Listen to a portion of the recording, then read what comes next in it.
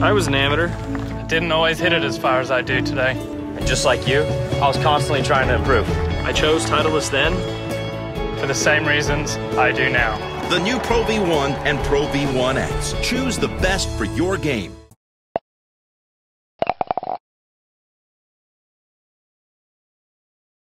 Jason, the sponsor's dream. Last group tomorrow. Yep.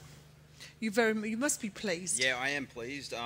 It was quite tough out there actually today because it was blowing more east-northeast. You know, obviously there's two winds here. There's like a south, I think it's southwesterly and a northeasterly.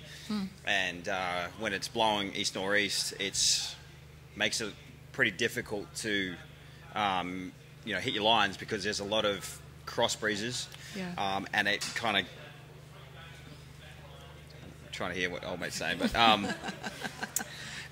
when you're hitting your drive, say for instance 10, you just, you know, it's dead across, but it can either go down or it can go back into you as well. So just depending on the gust and what kind of wind you're hitting, it can make it very difficult. I mean, I hit a great drive down 10, it hit a great shot into the green, and then we went up to 11, and I wasn't really expecting it to kind of come back in. I was expecting just maybe a little bit more side, and yeah, the wind just ate it up, and I made bogey there. So I'm very pleased with how I played. I just I gave myself the opportunities again today, made a lot of birdies. I think if I could just tidy it up. I mean, I was a little bit disappointed with how I finished. I was at 9 under, I believe, going down to 17 in prime position, going up the green. I had 125 yards, I think, to the pin, and just hit a poor shot, which led to a bogey. So I was just out. Those are the things that frustrate me the most because I'm in good position with a wedge in my hand. I end up making a bogey and then a par the last hole. So trying to get it to 11 under, try and get that buffer of a two-stroke lead. Hopefully got the experience under my belt with regards to winning some tournaments over in the States, and trying to put a little bit of pressure on the guy that I'm playing with tomorrow, Lucas. And but you know what, these guys are good. Everyone's playing some good golf, and you know, I just got to keep pushing forward, and hopefully on Sunday I'm in the last group as well. Terrific. Questions, please, from the floor. You know, of Lucas, and when he was talking about being a young bloke, playing marquee groups, and it can be you know, a bit of a big mission. What do you remember at that stage of your career? When I was playing marquee groups? Yeah, so I mean, I don't know too much about Lucas. I know that he's a big boy, hits a nice, strong ball flight. He's obviously got a lot of game to be in the position that he's at right now.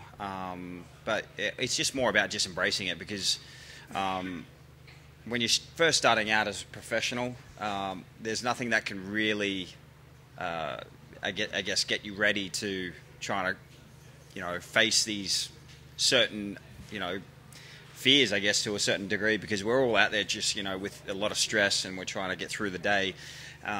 If he just embraces it and goes out there, you know, you never know. He may come out tomorrow and just absolutely shoot lights out. And you know, that's, you know, one thing that I have to obviously have in the back of my mind when I'm playing against him tomorrow, is that I'm planning on him playing well. And you know, regardless of what he does, I've got to try and stay focused on my game, and that's kind of the same thing for him as well. He just has to stay focused on his game and worry about nothing else than hitting the shot that's in front of him and moving forward from there. Nicole? Jason, you're 7 shots ahead of Jordan at the moment. Yes. Is it enough at this point or not? We've got two days left, so no, it's not enough. Unfortunately, it's Jordan Spieth. I mean,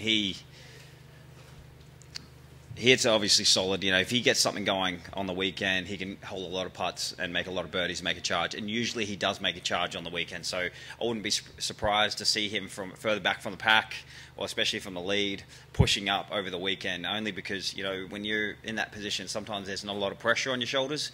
You just go out there and kind of free will it, and that's how you make a ton of birdies and move up the leaderboard pretty quick. So when it comes to Sundays, you don't have to do too much on Sundays, especially with how the conditions are. I think, you know, Saturday and Sunday we're going to probably have the same difficulty in wind.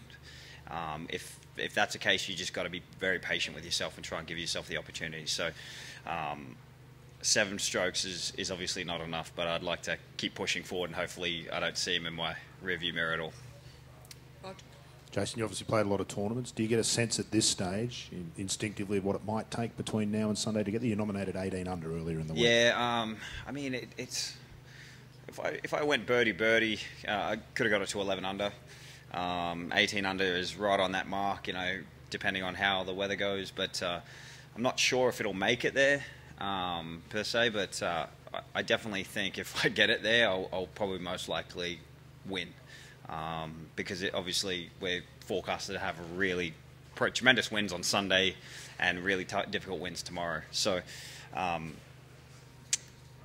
don't know what the finishing score will be. Obviously me and Lucas are going to play a little bit of match play against each other, and obviously with Cameron Davis, I'm not too sure how he's finished. I think he may have finished at 7. So we got 9, 8, 7, and the next best is 4 under. So right now it's kind of a three-man race, but Cameron Smith is just at 4 under, so he knows this. I think he knows Australian golf pretty well. He's been playing some tremendous golf this year, so you obviously wouldn't put him out either. And then obviously Jordan Spieth down at even par. So the biggest thing for me and the two other blokes is we just got to try and separate ourselves from the pack. If we can do that, then it just becomes a three-man race playing against each other. And my goal is to just keep pushing forward. Bruce? Jason, I know we don't want to get too far ahead of ourselves, but given the fact that you haven't been able to get back here as often as you would like to have over the last few years, what would winning your National Open mean to you? Well, I haven't won this year. This would be a nice little end of the year cap, just to know that, you know, it wasn't such a disappointing year. You know, a win is a win, regardless of where you are, where you play, and you know, to have the Stonehaven Cup on the mantle would be great. I know I just don't want to win one of these. I want to win multiple of Stonehaven Cups and the Australian Open. But I think it'd be just good for me if I can somehow get the win this week. It'd be a good, you know, kickstart going into next year's season, back on the PGA Tour. I just know how Jordan's done from having the confidence coming from this event and going forward and winning 2 majors the year after, and having a lot of confidence going to the you know, start of the year. So this is a huge kind of, you know, confidence builder for me this week, and if I can somehow pull the win off, that'd be great.